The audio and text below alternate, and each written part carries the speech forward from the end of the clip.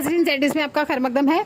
आज़ाद हिंदुस्तान के पहले वजीर कानून डॉक्टर बी आर अम्बेडकर की यौम पैदाइश की याद में principal higher secondary school Sawjian Anwar Khan ने हिंदुस्तानी कानूनी निज़ाम और आयन के लिए अम्बेडकर की अनमोल शिराकत को खराज तहसीन पेश करने के लिए एक पुरवकार प्रोग्राम का इनेकाद किया। आगे देखिए हमारे नुमाइंदा जहांगीर अहमद की ये रिपोर्ट। का हक मिले तो हम आज के इस दिन पर भीमराव अम्बेडकर को खराजी अकीदत पेश करते हैं, उनकी खिदमत का एहतराम करते हैं और हम ये अहद करते हैं कि हम भी अपने मुल्क के लिए, अपने भारत के लिए, अपने हिंदुस्तान के लिए वैसी ही खिदमत अंजाम देंगे जैसे हमारे पुराने सियासी और मजहबी रहनुमाओं ने दी हैं। हिंदुस्तान को एक बनाए रखेंगे, इसकी एकता, अखंडता, यकजहती, भाईचारे को बरकरार रखने के लिए हर मुमकिन कोशिश करेंगे। यही हमारा सबसे बड़ा खराजी अकीदत।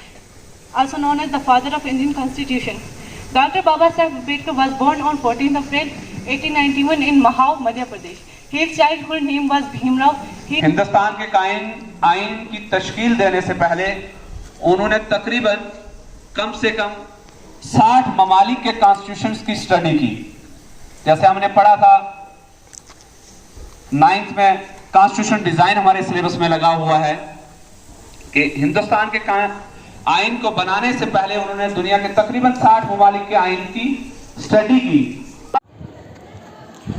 जी, आज मॉडल हायर सेकेंडरी स्कूल सावजिया में हिंदुस्तान के पहले वज़ीर कानून बाबा साहब भीमराव अम्बेडकर का जो जन्मदिन है, अम्बेडकर जयंती, बड़े एहतराम के साथ मनाई गई।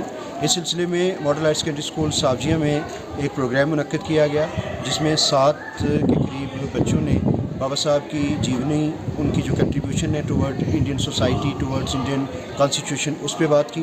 इसके अलावा मेरे जो कलीग्स हैं उन्होंने बाबा साहब की लाइफ एंड वर्क्स पे बच्चों को जानकारी दी।